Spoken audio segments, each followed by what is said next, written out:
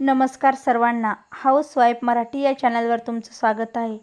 मी आज बनवणार आहे सिंपल खिचडी। चला तर खिचडी बनवण्यासाठी लागणारं साहित्य: 1 छोटी वाटी मसुराची डाळ, 1 छोटी वाटी मुगाची डाळ, हिरवी मिरची, टोमॅटो, मोहरी, हळद, कोथिंबीर, मीठ, लसूण, अर्धा किलो तांदूळ।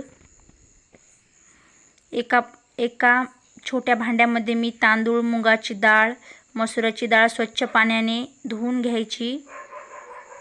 कढईमध्ये 1 पळी तेल तापल्यानंतर त्याच्यामध्ये मोहरी व्यवस्थित भाजल्यानंतर त्याच्यामध्ये मिरची टाकायची।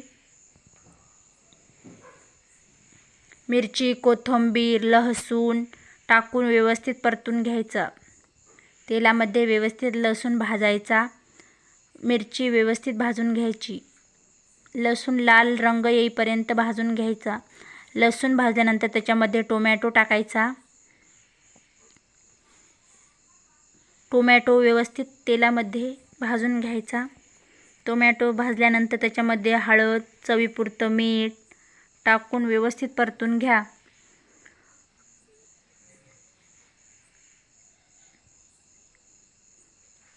कांदा, टोमॅटो भाजल्यानंतर त्याच्यामध्ये धुतलेले तांदूळ टाकायचे।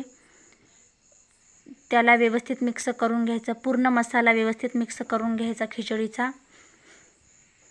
त्याच्यामध्ये 1 तांब्या पाणी टाकायचं खिचडीमध्ये।